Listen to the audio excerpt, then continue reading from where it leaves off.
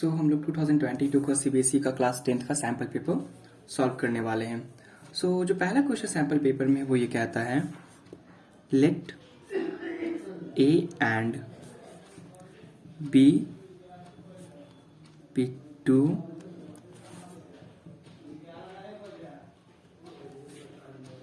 positive integers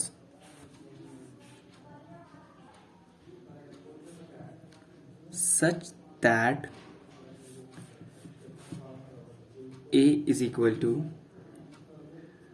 p to the power 3 q to the power 4 and b is equal to p square q to the power 3 where p and q are prime numbers। और आगे दिया हुआ है कि अगर a और b का HCF p to the power m into q to the power n है एंड जो LCM है a और b का वो है p to the power r into q to the power s। तो हम लोग को बताना है कि m plus n into r plus s का वैल्यू क्या होगा। ऑप्शंस हमारे हैं 15, 30, 35 एंड 72। यहाँ पे हमें a का वैल्यू क्या दिया हुआ है, p to the power 3 into q to the power 4। पहले हम लोग समझना चाहेंगे कि ये आखिरकार दिया हुआ क्या है। सिंस हमारे क्वेश्चन में ऑलरेडी मेंशन है कि जो p और q है वो कैसे इंटीजर्स है, वो प्राइम नंबर से। तो अगर p और q प्राइम नंबर से, इसका मतलब ये जो हमारे पास a दिया हुआ है वो a का प्राइम फैक्टराइजेशन है, यानी कि p into p into p into q into q into q into q। Similarly b का वैल्यू दिया हुआ है p square q to the power 3। ये भी क्या हो जाएगा, सिमिलरली b का प्राइम फैक्टराइजेशन, यानी कि p into p into q into q into q। अब अगर हम लोग यहां से a और b का HCF और LCM निकालना चाहें तो सबसे पहले HCF की बात करते हैं। तो HCF हमारे पास क्या हो जाएगा a और b का।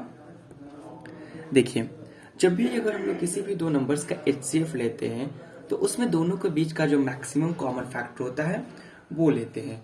तो अगर a और b की बात करें तो a और b में मैक्सिमम कॉमन फैक्टर क्या होगा, तो a में p 3 टाइम्स आ रहा है एंड b में p 2 टाइम्स आ रहा है। इसका मतलब a और b में अगर हम लोग p की बात करें तो p मैक्सिमम 2 टाइम्स आ रहा है, यानी कि p स्क्वायर। देन अगर हम लोग बात करते हैं q की, तो a में q आ रहा है 4 टाइम्स, b में q आ रहा है 3 टाइम्स, यानी कि जो मैक्सिमम बार a और b में q कॉमन आ रहा है वो आ रहा है 3 टाइम्स, यानी कि जो हमारे पास HCF हो जाएगा वो हो जाएगा p square q to the power 3। अब अगर इसे हम लोग कंपेयर करें, जो हमारे गिवन क्वांटिटी थी HCF की वो थी p to the power m into q to the power n। तो यहां से हम लोग ये बोल सकते हैं कि जो m होगा वो 2 होगा और जो n होगा वो 3 होगा। चलिए, यहां तक तो हमारी प्रॉब्लम सॉल्व हो गई कि हमने m और n का वैल्यू निकाल लिया है। अब हमें r और s की वैल्यू निकालनी है, तो उसके लिए हमें LCM लेना पड़ेगा। तो अब हमें पता है कि दो नंबर का LCM वो होता है, एक वैसा नंबर होता है जो कि इन दोनों नंबर से डिविजिबल हो। तो अगर a और b का यहाँ पे हमें LCM लेना होगा तो यहाँ पे हम लोग ऐसे फैक्टर्स को लेंगे जो कि दोनों में लिस्ट टाइम आ जाए, जैसे कि a में p 3 टाइम्स आया है और b में p 2 टाइम्स आया है। इसका मतलब हमारे पास LCM लेने के लिए क्या हो जाएगा, p to the power 3 and q to the power 4, यानी कि ये जो p to the power 3 into q to the power 4 है वो सबसे छोटा नंबर है जो कि a और b दोनों से कंप्लीटली डिविजिबल हो। और अगर इसे हम कंपेयर करते हैं हमारे दिए हुए LCM जो कि है p to the power r into q to the power s से, तो हम ये कंक्लूजन पे पहुंच सकते हैं कि r का वैल्यू होगा 3 एंड q का वैल्यू होगा s का वैल्यू होगा 4। अब हमें जिस क्वांटिटी का वैल्यू निकालना था वो निकालेंगे, m plus n into r plus s। m का वैल्यू दिया हुआ है 2, n का 3, r का हमारे पास वैल्यू है 3 एंड s का वैल्यू है 4। यानी कि 5 इंटू 7 दैट विल बी 35। इसका मतलब हमारा जो ऑप्शन सी है वो सही ऑप्शन है। फिर हम लोग बात करते हैं सेकेंड क्वेश्चन की। ना जो सेकेंड क्वेश्चन है वो एक अच्छा क्वेश्चन है। उसमें हमारे पास क्या दिया हुआ था सेकेंड क्वेश्चन में, p एक प्राइम नंबर है, p एक प्राइम नंबर है। तो हमें एक ऐसी क्वाड्रेटिक इक्वेशन के बारे में बात करना है जिसका जो रूट्स हो वो p का फैक्टर हो। तो p के पास सिर्फ दो फैक्टर्स होते हैं, एक 1 और एक p, यानी कि हमें एक ऐसा क्वाड्रेटिक इक्वेशन निकालना होगा जिसके फैक्टर्स 1 और p हो, यानी कि alpha is equal to 1 and beta is equal to p। तो हमें पता है कि वो जो क्वाड्रेटिक इक्वेशन होगा वो क्या होगा, x square minus alpha plus beta into x plus alpha beta is equal to 0। X square minus alpha के जगह पे 1 रख देंगे, बीटा के जगह पे p, x plus 1 into p is equal to 0। So x square minus p plus 1 into x plus p is equal to 0। ये हमारा क्वाड्रेटिक इक्वेशन हो जाएगा। ये वैसा क्वाड्रेटिक इक्वेशन है जिसका जो रूट्स है वो p का फैक्टर है, और हमारे गिवन क्वेश्चन में ये ऑप्शन नंबर बी था। अब हम लोग मूव करेंगे क्वेश्चन नंबर 3 पे।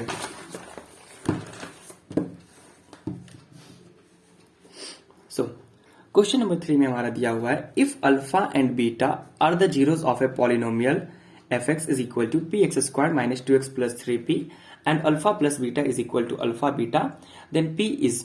तो देखिए यहाँ पे हमारे पास एक पॉलिनोमियल दिया हुआ है p x square minus 2x plus 3p, उसके दो जीरोस अल्फा और बीटा दिए हुए हैं, उन दोनों के बीच में एक रिलेशनशिप दिया और हमें p का वैल्यू निकालना है। तो अगर कभी भी हमें किसी भी वेरिएबल का वैल्यू निकालना होता है तो उसके लिए सबसे जरूरी बात होती है कि हम एक ऐसा इक्वेशन निकाल पाए जिस इक्वेशन में वो वेरिएबल हो।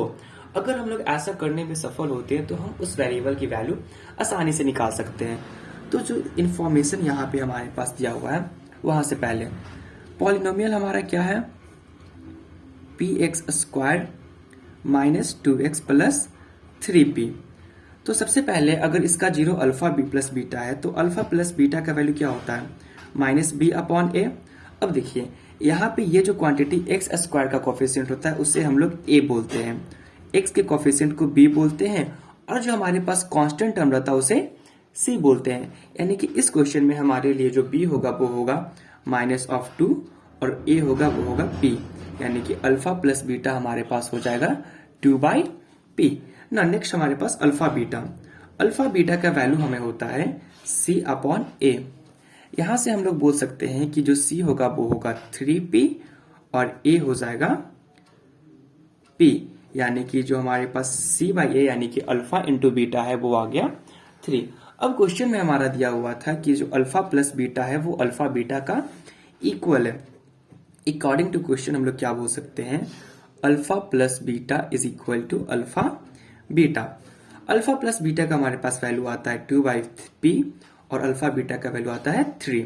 सो अगर हम इसे सॉल्व करेंगे तो p का वैल्यू आ जाएगा 2/3, यानी कि हमारा ऑप्शन नंबर बी सही है। इसमें हम लोग मूव करते हैं क्वेश्चन नंबर 4 पे। क्वेश्चन नंबर 4 में क्या बोल रहा है, हमारे पास दो इक्वेशन दिया हुआ है। एक इक्वेशन है 3x plus y is equal to 1 and second equation है 2k minus 1 into x plus k minus 1 into y is equal to 2k plus 1। और बता दिया गया है कि ये जो हमारे पास इक्वेशन है वो इनकंसिस्टेंट है। इनकंसिस्टेंट कहने का मतलब ये जो दो इक्वेशन है उसके पास कोई भी सॉल्यूशन नहीं है। इसका सिंपल सा मीनिंग है कि हमारे पास x और y का ऐसा कोई भी वैल्यू नहीं है जो कि इन दोनों इक्वेशंस को सेटिस्फाई करे। अगर ग्राफिकली हम लोग बात करते हैं इनकंसिस्टेंट इक्वेशंस का तो उनका जो ग्राफ होता है वो एक दूसरे का पैरेलल होता है। तो अगर हमें दो इक्वेशन दे दिया गया है और बोला है वो इनकंसिस्टेंट है, उसके लिए कंडीशन होता है, जैसे कि अगर हमारा एक इक्वेशन है a1x plus v1y is equal to c1 and दूसरा इक्वेशन है a2x plus b2y is equal to c2। अगर इन दोनों इक्वेशन को इनकंसिस्टेंट होना है इसका मतलब कि इन दोनों के पास कोई सॉल्यूशन ना हो। तो इसके लिए हमारा जो कंडीशन होता है वो ये होता है a1 upon a2 is equal to v1 upon b2 and this value should not be equal to C1 upon C2। अब अगर हम अपने गिवन इक्वेशंस की बात करते हैं, जैसे कि 3x plus y is equal to 1, ये तो हमारे पास इक्वेशन 1 हो गया। And equation 2k minus 1 into x plus k minus 1 into y is equal to 2k plus 1, ये हमारे पास इक्वेशन 2। अगर हम इस पे ये अपना गिवन कंडीशन पुट करते हैं, यानी कि a1 क्या हो जाएगा 3 upon a2 2k minus 1 is equal to b1 हमारे पास क्या हो जाएगा y का कोफिशिएंट यहाँ पे क्या है 1, यानी कि 1, और ये हमारे पास b2 क्या हो जाएगा k माइनस 1। क्रॉस मल्टीप्लीकेशन कर देंगे सिंपली, तो क्या हो जाएगा 3 into k minus 1 equal to 2k minus 1, यानी कि 3k minus 3 is equal to 2k minus 1। So 3k minus 2k is equal to minus 1 plus 3। So k is equal to simply क्या आ जाएगा 2, यानी कि अगर हम लोग k का वैल्यू 2 पुट करते हैं तो ये जो हमारे पास सिस्टम ऑफ इक्वेशंस दिया गया है 3x plus y is equal to 1 and 2k minus 1 into x plus k minus 1 y is equal to 2k plus 1, ये हमारे पास इनकंसिस्टेंट, यानी कि इसका जो हमारे पास ऑप्शन होगा वो होगा ऑप्शन डी। नाउ अब हम लोग मूव करने वाले हैं क्वेश्चन नंबर 4। ये जो क्वेश्चन है हर साल किसी ना किसी फॉर्म में सीबीएसई पूछ ही देता है, पता नहीं सीबीएसई को कौन सा प्यार है इस क्वेश्चन से ना। ये बहुत अच्छा क्वेश्चन तो नहीं कहेंगे, बट ये क्वेश्चन हर टाइम आ ही जाता है। तो देखिए, ये हमारे पास एक पैरेललोग्राम दे दिया गया है P Q R x. P का कोऑर्डिनेट से 3,4, क्यू का कोऑर्डिनेट से -2,3, आर का कोऑर्डिनेट्स दिया हुआ है -3, -2। सो हमें एस का कोऑर्डिनेट पता करना है। वैसे तो इसे सॉल्व करने के बहुत सारे तरीके हैं। इसे हम लोग ऐसा भी कर सकते हैं, एक्स का वैल्यू एस का कोऑर्डिनेट्स को एज्यूम कर सकते हैं, फिर r s is equal to p q and p s is equal to q r करके 2 इक्वेशन आएगा, वैसे भी सॉल्व कर सकते हैं। बट उससे एक सिंपल सा तरीका है, हमें ये पता है कि अगर कोई पैरेललोग्राम है तो उसके डायगोनल्स एक दूसरे को बाइसेक्ट करते हैं। तो हम लोग ये एज्यूम करेंगे कि ये जो हमारे पास parallelogram P Q R X है उसके डायगोनल्स ओ पे इंटरसेक्ट करते हैं, यानी कि o p is equal to o r and o s is equal to o q. अब अगर हम लोग किसी तरीके से ओ का वैल्यू फाइंड कर लेते हैं, ठीक है, तो अगर हम लोग line segment p o r को देखते हैं तो इस line segment p o r के लिए हम लोग क्या बोल सकते हैं, ये जो ओ है वो पी आर को 2 इक्वल पार्ट्स में डिवाइड कर रहा है, यानी कि जो ओ है वो पी आर का मिड पॉइंट है। और मिड पॉइंट्स का कोऑर्डिनेट्स हमें पता है, वो होता है x1 plus x2 upon 2 comma y1 plus y2 upon 2। तो ये x1 हमारे पास 3, x2 हमारे पास -3 upon 2 comma y1 4, y2 -2 upon 2, यानी कि ये हो जाएगा 0,2/2, यानी 0,1, यानी कि ये जो हमारे पास कोऑर्डिनेट दिया हुआ है o का वो हो जाएगा 0,1।